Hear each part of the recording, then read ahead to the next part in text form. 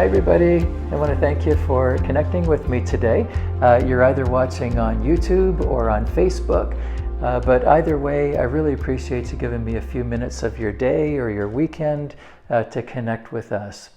Last week we started this series on the parables that Jesus told, these little stories, these simple and memorable but really profound stories that Jesus told that we can really learn some significant life lessons from.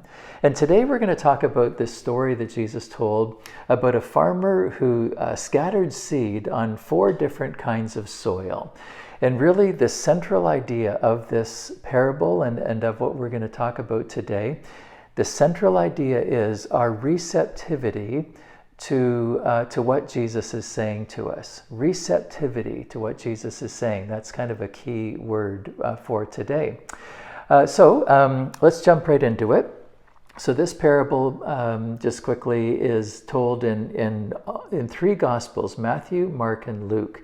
Remember last week we said that John, for some reason, doesn't tell any of parables that Jesus told. But anyways, so in Matthew, Mark, and Luke, we see this parable. And today we're going to draw from Mark chapter 4 and Mark's rendition of this story. So in Mark chapter 4, in the beginning section, Jesus tells this story about a farmer, right, scattering the seed. And in the first kind of soil is verse 4. The footpath, the seed falls on the footpath, and the birds quickly come and eat it, and that's it for the seed, no growth. In verse 5, he talks about the shallow soil, where the seed, it sprouts up quickly, but it doesn't survive because there's no depth to the roots. And actually, I can totally relate to this. I was thinking about this week. So in the front of our house, where the sidewalk, like the main sidewalk is, and then where the walkway that comes into our house is, right up in that corner, the soil has to be like really shallow, because I've tried to get that grass to grow and I just can't do it. I planted last fall and it looked beautiful last fall, and even in the spring it looked beautiful, but then as soon as any heat came, like right now, the grass it up in that corner, it just looks terrible, right? Because I'm sure that I need to remove and dig down and provide some better soil. So I can totally relate to shallow soil when it's, the grass sprouts quickly, but it just can't survive. The third category that Jesus talked about was seed that fell among thorny bushes, and it said that it grew up at first, but it was choked out by unwanted, thorny bushes or weeds or whatever, right? And therefore, didn't produce fruit. And then the last, category or whatever is seed that falls on fertile ground, and it produces a crop of 30, 60, even 100 times. And then Jesus goes on in verse 9 of Mark 4 to say something really interesting. He says, after describing this, he says, then he said, anyone with ears to hear should listen and understand.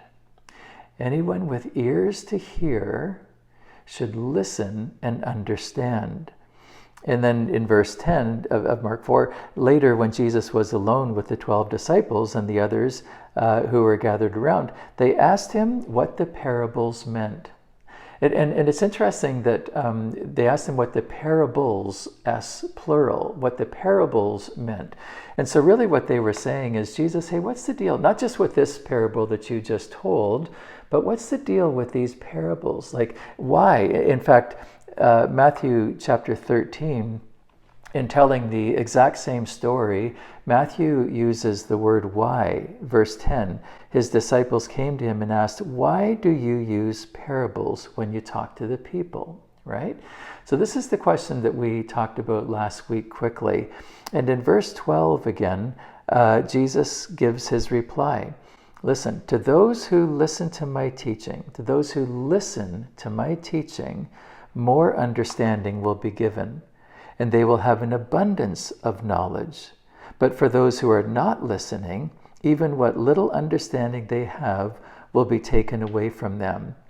So we talked about this last week, and I think it's worth saying again. I think it's worth just pausing here again to think about this. The general idea, what I think Jesus was saying, is that some people will hear, a simple story and they'll take it for granted maybe, or they'll just give it kind of a cursory glance, and then they just go on with their day, right? But what Jesus is saying here is that those who are listening, those who have ears to hear what Jesus is saying or what the Spirit is saying to us, for those who are listening, who will actually pause and ponder and listen to what the Spirit is saying. And friends, again, I know we said it last week, but it's worth saying again. Our challenge, especially in our busy days, our busy weeks, with so many distractions, scattered senses, our challenge is to actually pause and ponder and listen. So Spirit, what are you saying to us today? What do you want us to really pay attention to? And what are the areas that you can help me grow, through this simple story about throwing seed on the ground, right? What are you saying to us? So then now we're back to Mark 4, in verses 14 to 20, Jesus explained, what he was talking about. So verse 14, the farmer plants seed by taking God's word to them. The seed that fell, first of all, on the footpath represents those who hear the message only to have Satan come at once and take it away. The seed on the rocky or shallow soil represents those who bear the message and immediately receive it with joy, but since they don't have deep roots, they don't last long. They fall away as soon as they have problems or are persecuted for believing God's word. The third category is the seed that fell among the thorns, which represents others who hear God's word, but all too quickly the message is crowded out by the worries of life, the lure of wealth, and the desire for other things, so no fruit is produced. And then the fourth category, the seed that fell on good or fertile soil, represents those who hear and accept God's word and produce a harvest of 30, 60, even 100 times as much as has been planted. I want you to notice the progressive nature of these different kinds of soils. The first kind of soil, is soil that the message does not resonate, right? And the enemy comes and quickly plucks it away. There's just that the message didn't catch. Or of course, the last category is those who the message really, took root and produced, So see the progressive nature in these different kinds of soil. I want to start just share some thoughts, but begin with a confession. Confession is good for the soul, I did it. I stole the candy bar. I want to begin with a confession. So, as I've read this, I've been a follower of Jesus for many, many years, right? I'm 59 years old. And I think, about 50 years or so, I would consider myself to be a follower of Jesus. I've read this story many, many times. But as in the past, when I've read this story, I've read it in very, I'll say binary terms. Binary terms, that you're either in or you're out, right? And really, it was a very bounded set mindset that I had. Remember, we've talked about bounded set and centered set. Bounded set, if you obey the rules, if you believe the right things, say the right things, then you're on the inside of the boundaries and you're okay. But those who don't believe, are on the outside and they're non-Christians, And my challenge, my thinking has been challenged so deeply, on that whole thing. But as I've read this parable in the past, I've had a very binary mindset in terms of in or out, and really an us and them. Us Christians who fall in the fourth category, and our lives are productive. And those people, those non-Christians who fall in the first three categories, right? And us and them kind of mindset. But actually, friends, I think there are parts of us in all four categories. I think there are parts of us in all four categories. First of all, the footpath. I'm sure that there are times, or maybe say it this way, I'm sure that there are blind spots that I have, that Jesus is trying to talk to me about stuff, and I'm just not getting it, right? Maybe because of, well, for all kinds of different reasons. I'm sure that I have blind spots, and they're blind spots, right? The very nature of blind spots is that we don't know they exist unless somebody else kind of points them out to us. I was reading actually just this morning in Mark chapter 8, so just 4 chapters after this story is told, and the disciples were arguing about bringing food. They forgot to bring bread onto the boat, for the day. And Mark chapter 8, verse 17, Jesus says, "Why are you arguing about having no bread? Listen, don't you know or understand even yet? Are your hearts too hard to take it in? You have eyes, can't you see? You have ears, can't you hear? Don't you remember anything at all?" And then Jesus went on, of course, to say, remember when I fed, the 4,000, 5,000? How much food did we have left over? And of course, the disciples remembered it, but they were just missing it. They were missing it. I think that this was a footpath moment for the disciples. Jesus was trying to communicate stuff to them, and they just weren't getting it. Friends, I think that we all have footpath moments when the Spirit is trying to say stuff to us, and we just don't get it. The second category that I see, again, I can totally relate to this. The second category is those who have, where the word of Jesus falls on shallow soil. And maybe, we felt the Lord speak to us, and we've received that word with joy, and we love the sound of it, and maybe we even get a little bit excited about it, but then we just kind of go on, and we just live our life, and we forget about, that which the Lord said to us, or maybe guided us in a certain way. I always try to be very real with you and very honest and transparent. And I had one of these moments actually this week. I was reading back in my journal this week, looking for something else that related to what we're talking about today.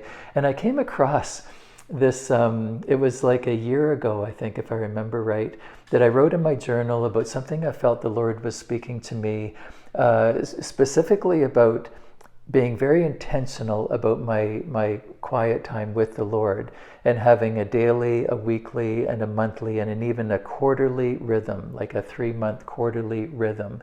And I really felt like the Lord was speaking to me. And at the moment, I remember feeling like, wow, this is so good. I really need to do this. This is going to make a difference in my life. Friends, when I read that again a year later, like just this past week, it was cringeworthy. It was cringeworthy, because I was reminded of that which I felt the Lord was clearly saying to me.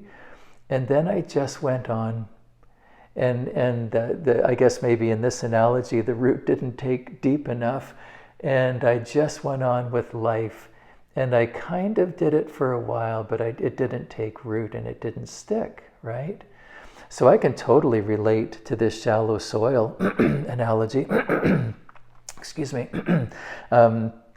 where, we receive the teaching with joy, but we just go on and it doesn't take root. The third category is also something that I think all of us can relate to, and that's the thorns and the weeds. And I think that we all have thorns and weeds in our lives. So in verses 18 and 19, of Mark 4, it says that we hear God's word, but all too quickly the message is crowded out. Interesting words. The message is crowded out by 1, the worries of this life, 2, the lure of wealth, and 3, the desire for other things, so no fruit is produced. Boy, can you relate to that? I can relate to that. That the message of Jesus is crowded out by life. And so often it's the worries of life, the different fear or worries or anxiety that we carry about, just stuff, right? And we'll talk about this on Sunday. Or the lure of wealth, and this goes back to our discussion last week about the lure of wealth and stuff, and what kind of an attitude do we take towards our stuff and money, or just kind of a general category, and the desire for other things, so no fruit is produced. Again, I think that we can all relate to that. I can certainly relate to that. And so on Sunday, we'll have a conversation about this. And on Sunday, we'll talk about these 4 categories and maybe, which one of these resonates with you. Well, I should throw in, of course, the end of the story is that, the 4th category, is when the seed really takes root and the Spirit really works in our lives, and it's life-changing, right? And it produces just this massive yield, this massive benefit in our lives, and that's, of course, the good news, of the story. But so on Sunday, we'll talk about these 4 categories and which one really resonates with you. And a couple questions that I think we can really focus in on, and I'll put them up on the screen so that you can really pause and consider this, today. And it's really about the 3rd category here. What are the things that weigh on you? What are the things that weigh on you? So stress or worry. And how does it hinder your spiritual vitality? And then also, how can we invite Jesus into that space to actually turn it into, a strength? And then the second question, what are the things that lure you? Wealth, desires, other things. And how does that hinder your spiritual vitality? And then again, how can we invite Jesus into that space and actually turn that into a strength, right? So again, using the 3rd category, what are the things that weigh on you? What are the stresses or the worries that weigh on you in life? And what are the things that lure you? And, how can we learn from those things? Okay, so I hope that if possible, if you're in Stouffville, maybe if you're not traveling, or if you actually maybe even live in the area, we'd love to have you come and connect with us. On Sunday, 10 o'clock, food is served. We just hang out around the tables for a few minutes. And then at around 10:30, we'll transition to a bit of worship. And I'll give this talk again at 10:30, and then we'll have a really great conversation and wrap up at about 11:30. Okay? God bless you, friends. Have a fantastic day. Thanks for connecting with me.